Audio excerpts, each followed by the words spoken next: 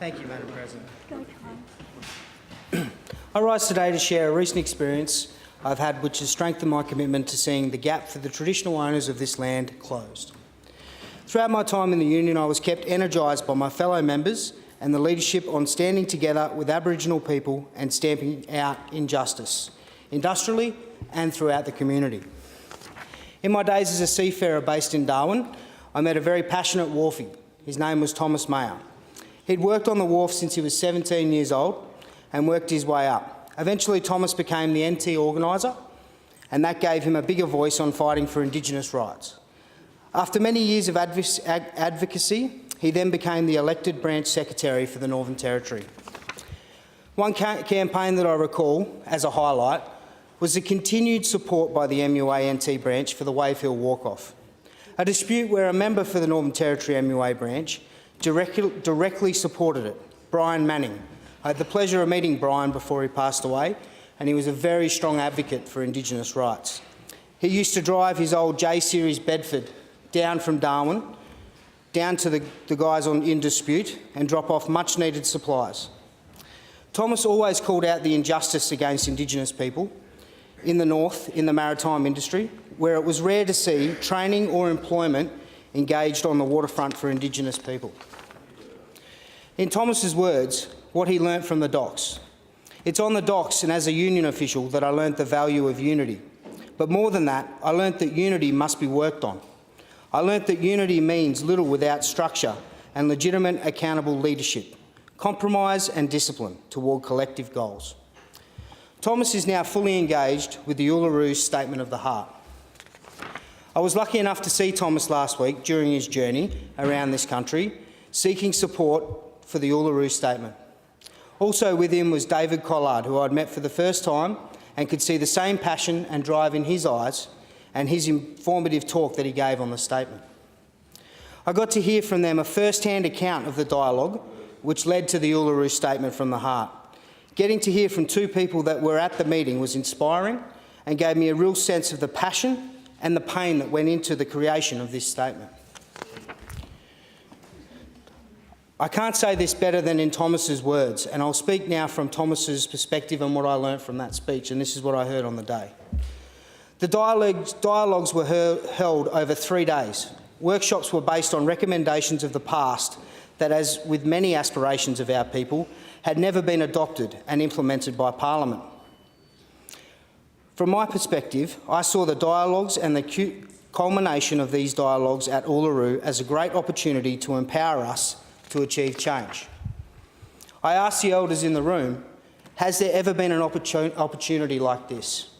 13 three-day regional dialogues, informed discussion, accurate records of meetings, with elected delegates from meetings coming together in a place like Uluru, and the answer was a strong no. I thought, wow, this is an opportunity, this is a chance for my people to build power. If we reach a consensus, we'll have something specific to campaign for nationally. At the dialogues and the convention, there was high tension, hot debate as well. 7 delegates walked on the second day of Uluru. I knew they would, that was their right. But around 250 remained and completed the day's discussions. On the morning of the third day, the Uluru Statement from the Heart was read for the first time by Professor Megan Davis. She read the last words. In 1967, we were counted. In 2017, we seek to be heard. We leave base camp and start our trek across this vast country. We invite you to walk with us in a movement of the Australian people for a better future. What happened next, I will never forget. The entire room stood as one. The Uluru Statement from the Heart was endorsed by standing acclamation. There was no amendments. One reading, endorsed with standing acclamation by around 250 First Nations people elected in 13 regions. First Nations people need a political voice that is accountable to their First Nations people, a voice that's not chosen by a Prime Minister or the media. A political voice that is unapologetic in its representation, not sensitive to the acts that a government can wield over funding. The constitutional recognition considers our past. It considers the symbolism alone only achieves so much. It considers what happened to Atzik It picks up on our obligation, our responsibility to the next generations to avoid detrimental repetition. If we build it, it must last. I will now read the Statement of the Heart. We gathered at the 2017 National Constitutional Convention. Coming from all points of the southern sky makes this statement from the heart. Our Aboriginal and Torres Strait Islander tribes were the first sovereign nations of the Australian continent and its adjacent islands, and possessed it under our own laws and customs. This our ancestors did, according to the reckoning of our culture, from the creation, according to the common law from time immemorial, and according to science more than 60,000 years ago.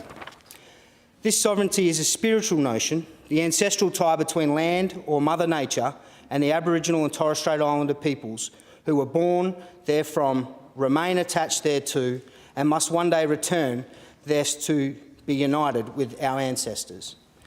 This link is the basis of the ownership of the soil, or better, or sovereignty. It has never been ceded or extinguished and coexists with the sovereignty of the Crown. How could it be otherwise? That people possessed a land for 60 millennia, and this sacred link disappears from world history in merely the last 200 years. With substantive constitutional change and structural reform, we believe this ancient sovereignty can shine through as a fuller expression of Australians' nationhood. Proportionally, we are the most incarcerated people on the planet.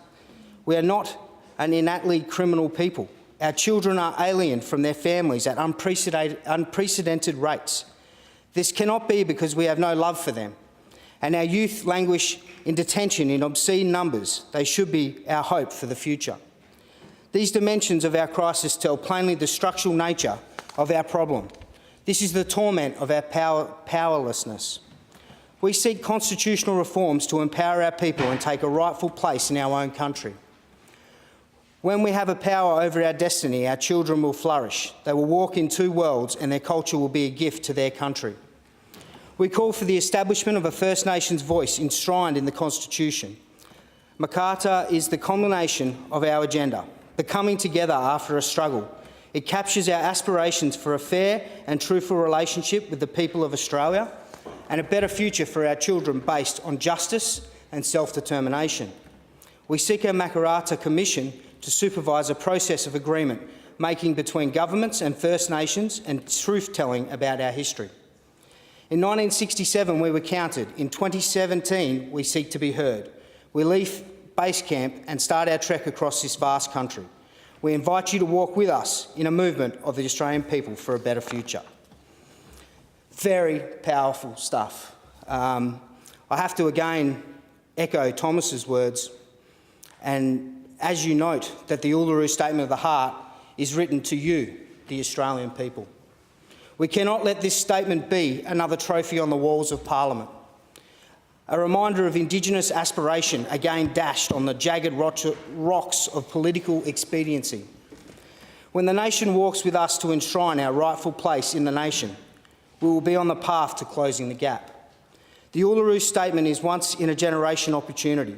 If you want to help, speak out in public, do it regularly. Condemn those in Parliament who have rejected the reasonable but powerful step towards Makarrata. Congratulate those in Parliament who have committed to the voice. Join and support in any way you are able. Join the people's movement for Uluru Statement from the Heart. A people's movement is needed now. This must go beyond black and white, beyond left and right.